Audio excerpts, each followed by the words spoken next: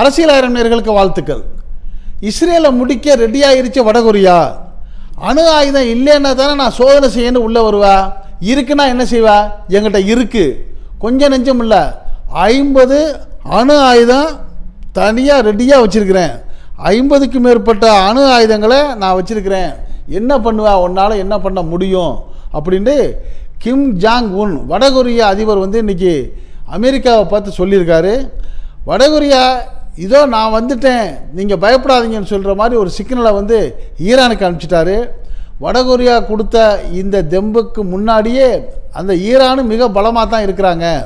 அப்படிப்பட்ட அந்த ஈரானுக்கு ரஷ்யா, சீனா எல்லாமே இப்போ ஆறுதலாக இருக்கிறது ஒரு பெரிய திருப்பத்தை ஏற்படுத்தும்.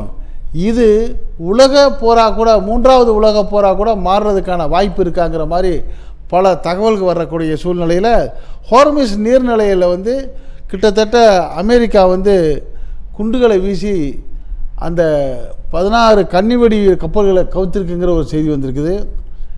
அணு ஆயுத போர் முட்டுதா, முடிவு என்ன ஆகும் அப்படிங்கிற தகவலை தெரிஞ்சுக்கிறதுக்கு வாங்க பண்ண வீடியோக்குள்ளே போவோம். அமெரிக்கா எப்படியாவது ஈரானை அழித்து ஒழிச்சிடணும்.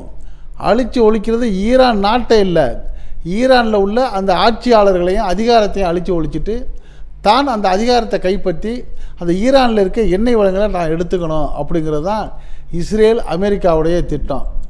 இந்த திட்டத்துக்கு கொஞ்சம் கூட இடம் கொடுக்காம உறுதியாக தன் நாட்டை காப்பாற்றுறதுல தான் உறுதியாக நிற்கிறது தான் ஈரான். இந்த சூழ்நிலையில் தான் எந்தவித சம்பந்தமுமே இல்லாமல் பேச்சுவார்த்தை அப்படின்னு நடந்துக்கிட்டு இருக்கிறப்பவே, சமாதானமான பேச்சுவார்த்தை ஈரானுக்கும் அமெரிக்காவுக்கும் நடந்துக்கிட்டு இருக்கிறப்பவே அமெரிக்கா வச்ச எல்லா நிபந்தனைகளையும் ஒத்துக்கிடுச்சு ஈரான். என்ன அமெரிக்கா வச்சுச்சு? நீ அணு ஆயுத சோதனை செய்யக்கூடாது. சரி, செய்யலைன்றுச்சு. கையில் ஸ்டாக் இருக்கா? இல்லைப்பா. இருக்கிறத கொடுத்துரு, இருக்கிறதெல்லாம் இருந்தால் எடுத்துக்க, எல்லாம் சொல்லி இனிமேல் செய்யலை, எல்லாத்தையும் ஒத்துக்கிடுச்சு. இப்படி ஒத்துக்கிட்ட பிறகு அமெரிக்கா என்ன பண்ணுது? என்னடா எல்லாத்துக்குமே ஒத்துக்கிட்டாங்களே, இப்போ எப்படி நம்ம ஒம்புழுக்கிறதுன்னு யோசனை பண்ணிக்கிட்டேன். இந்த பக்கம் பேச்சுவார்த்தை நடந்துக்கிட்டு இருக்கிறப்பவே அத்துமீறி அமெரிக்காவுடைய செனட்லையும் காங்கிரஸ்டையும் பர்மிஷனே வாங்காமல் ஈரான் மேலே மிகப்பெரிய தாக்குதல் நடத்துச்சு. தாக்குதல் நடத்தி அந்த நாட்டினுடைய உயர்மட்ட தலைவர், உச்சபட்ச தலைவர் அயத்துல்லா அலி கோமானி அவர்களையும் அடுத்தபடியாக உள்ள கிட்டத்தட்ட ஒரு 30-40 உயர் தலைவர்களையும் பழி வாங்கிருச்சு. இதுக்கு பிறகு ஈரான் நிலைகுலைஞ்சு போயிருன்னு நினச்ச அமெரிக்காவுக்கு பதிலடியாக ஈரான் தாக்க ஆரம்பிச்சிருச்சு. இப்படிப்பட்ட சூழ்நிலையில் தான் இந்த ஈரான் அணுவை வச்சிருக்குது, அணு ஆயுதங்களை வச்சிருக்கு அப்படின்னு சொல்லி அமெரிக்கா நான் சோதனை பண்ணணும்னு சொல்லுது. இதை கேட்ட கிம் ஜாங் உன் என்ன தெரியுமா சொல்கிறாரு?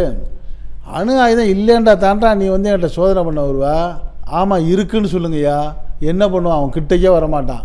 இப்போ நாங்கள் சொல்கிறேன், வடகொரியாவில் அணு ஆயுதம் இருக்குது. வடகொரியாவில் கிட்டத்தட்ட 50க்கும் மேற்பட்ட அணு ஆயுதங்களை தயார் நிலையில் வச்சுருக்குறோம். எடுத்து விடவா? ஒன்று விட்டனா கதை முடிஞ்சு போச்சுன்னு த்ரில்லாக பேசுகிறாரு. யார் பேசுகிறாரு? இந்த கிம் ஜாங் உன். பேசுகிறதோடு மட்டும் இல்லை, இன்றைக்கி அவர் செஞ்ச இன்னொரு வேலை தான் இன்றைக்கி உலக நாடுகளையே ஒரு அதிர வச்சுருக்குது. அந்த டெஸ்ட்ராயருங்கிற ஒரு போர்க்கப்பலில் இருந்துக்கிட்டு ஏவுகணையில் ஏவி வடகொரியா சோதனை செஞ்சுருக்குது. வானில் 3 மணி நேரம் பறந்து சென்று தீவில் உள்ள இலக்கை துல்லியமாக அந்த ஏவுகணை தாக்குது. இந்த காட்சியை தனது மகளோடு சேர்ந்து அந்த கிம் ஜாங் உன் என்ன பண்ணுறாரு? சோதனையில் பார்வையிடுறாரு. பார்வையிட்ட அவர் தான் சொல்கிறாரு, ஈரானை பார்த்து நீ கவலைப்படாத, எல்லாத்துக்கும் நான் இருக்கேன்னு சொல்லி. இப்படி இருக்கிறப்ப இந்த வடகொரியா தன்னை ஒரு அணுசக்தி நாடு தான் அப்படின்ட்டு அதிகாரப்பூர்வமாக அங்கீகரிக்கணுன்ட்டு அவங்களுடைய ஒரு கோரிக்கையாக இருக்குது. இதுக்கு காரணம் அமெரிக்கா தான் மட்டும்தான் அணுசக்திகளை பயன்படுத்தணும், அணுகுண்டை பயன்படுத்தணும் அப்படின்ட்டு இருக்கிறப்ப என்னாலையும் முடியும், எங்கிட்டையும் இருக்குது, நான் என் நாட்டு பாதுகாப்புக்கு வச்சுருக்கேன், அத்துமீறி வந்தீங்கன்னா நான் போட்டு தள்ளிடுவேன் அப்படிங்கிற ஒரு மிரட்டலை தான் என்ன பண்ணுறாரு இப்போ அந்த வடகொரியா அதிபர் கிம் ஜாங் உன் சொல்லிவிட்டு மற்ற நாடுகளுக்கும் சொல்கிறாரு, அட ஏப்பா நீங்கள் எல்லாம் அப்படி இருக்கிறீங்க, ஈராக்கில் அணு ஆயுதம் இருக்கா அப்படின்னு கேட்டுச்சு அமெரிக்கா. அப்போவே சதாம் ஹுசேன் ஆமாம் இருக்குன்னு சொல்லியிருந்தானா அந்த பக்கம் தலையே காமிச்சிருக்க மாட்டார். இல்லைன்னு சொன்னதுனால நான் இருக்கான்னு பார்க்க வரேன்னு அந்த நாட்டுக்குள்ளே துளாவி அந்த நாட்டை நாசப்படுத்தி சின்னாபின்னமாக்கி ஒரு போலி பாராளுமன்றத்தை ஏற்படுத்தி ஒரு கோர்ட்டை ஏற்படுத்தி சதாம் ஹுசேனை தூக்கிலிட்டுட்டு அந்த நாட்டை பிடிச்சிருச்சுல, அது மாதிரி பிடிக்கிறதுக்கு தான் இப்போ அமெரிக்கா வந்து ஈரான்கிட்ட வந்து வம்பு இழுக்குது. ஈரான்கிட்ட வம்பு இழுக்கிறதுக்கு துணையாக என்ன பண்ணுது, ஈரானுடைய அதே இஸ்லாமிய நாடுகளாக இருக்கக்கூடிய மத்திய கிழக்கு நாடுகள், அந்த நாடுகள்கிட்ட போயிட்டு இராணுவ தளத்தை அமைச்சிக்கிட்டு பக்கத்தில் இருந்துக்கிட்டு அடிக்க ஆரம்பிச்சிருச்சு. இப்படிலாம் செய்யும்னு தெரியாமல் இடம் கொடுத்த இந்த அரபு நாடுகள் வந்து இப்போ யோசனை பண்ணி பார்க்குறாங்க, ஓஹோ அமெரிக்காவுடைய சூழ்ச்சி இப்போ தான் நம்மளுக்கு புரியுது, இஸ்லாமிய நாடுகளில் இருக்க எண்ணெய் வளங்களையெல்லாம் கைப்பற்றுறதுக்கு அது சூழ்ச்சி பண்ணுதுங்கிற புரிஞ்சுக்கிட்டு இப்போ நம்மளை விட்டு அமெரிக்காவை துரத்தணுங்கிற முடிவுக்கு இந்த மத்திய கிழக்கு நாடுகள், அதாவது துபாய், யுஏஇ உள்ளிட்ட துபாய், அரபு நாடுகள், சவுதி, இது போன்ற அத்தனை நாடுகள் என்ன பண்ணிட்டாங்க, இந்த முடிவுக்கு இப்போ வந்துட்டாங்க, குவைத் உள்பட. இந்த நிலையில் இப்படி விட்டோம்னா திருப்பி எல்லாம் ஒன்று சேர்ந்துருவாங்க போல இருக்குது, இதுக்குள்ளே எதையாச்சும் ஒன்று சொல்லிடணும்னு சொல்லிவிட்டு இப்போ ஈரானை வந்து தாக்குறதுக்கு அமெரிக்கா இப்போ இன்றைக்கி ஒரு பிளான் போட்டிருக்குது. இல்லை ஈரான்கிட்ட வந்து கடுமையான அணு ஆயுதங்கள் இருக்குது, கொஞ்சம் விட்டோம்னா அதையெல்லாம் எடுத்துக்கொண்டு போய் அந்த பாதாள சுரங்கத்தில் ஸ்டாக் வச்சுட்டா அப்புறம் ஈரானை நம்ம ஒன்றுமே செய்ய முடியாது, அதுக்குள்ளே போட்டு அழிச்சிடணும் அப்படின்ட்டு ட்ரம்ப் சொல்லியிருக்காரு. அதுக்கு தான் நம்ம கிம் ஜாங் உன் சொல்கிறாரு, நீ ஏன் இல்லைன்னு சொல்கிற, ஆமாம் இருக்குன்னு சொல்லு, இல்லைன்னா கூட இருக்குன்னு சொல்லு, இவன் யார் கேட்குறதுக்குங்கிற மாதிரி ஒரு தைரியமாக த்ரில்லாக பதில் கொடுத்துருக்குற இந்த கிம் ஜாங் உன்னுடைய பதிலை பார்த்துட்டு அமெரிக்கா அலண்டு போயிருக்குது. இப்படி இருக்கிற சூழ்நிலையில் இந்த ஹார்மேஸ் நீர் ஜலசந்தியில் வந்து அடைச்சிருச்சு. இந்த ஈரான் அடைச்சதுனால ரெண்டு பக்கமும் உள்ள கப்பல்கள் வந்து அப்படி நிற்கிது, இந்த பக்கமும் அந்த பக்கமும் மாறி போக முடியாமல் நிற்கிறதுனால உலக நாடுகளில் வந்து ஆயில் தட்டுப்பாடு வரக்கூடிய சூழ்நிலை இருக்குது. அமெரிக்காவிலையும் நிறையா பிரச்சனைகள் உருவாயிருச்சு, அங்கே ஆயில் தட்டுப்பாடு, பொருளாதார வீக்கம் எல்லாம் வந்ததுனால இதை எப்படியாவது தகர்க்கிறேன்னு சொல்லி அது என்ன பண்ணியிருக்கு, ஈரான் நிறுத்தியிருக்கிற அந்த கன்னிவெடி கப்பல்கள் 16 கப்பல்களை வந்து இன்றைக்கி வந்து அமெரிக்கா தாக்கியிருக்குன்னு சொல்கிறாங்க. ஆக இப்போ அமெரிக்காவுடைய ஒரே நோக்கம் என்னவாக இருக்குது, எப்படியாவது ஈரானுடைய அதிகாரத்தை பறிச்சுட்டு ஈரானை கைப்பற்றணும், அதுதான் அதோடைய நோக்கமாக இருக்குது, ஈராக்கை கைப்பற்றுற மாதிரி.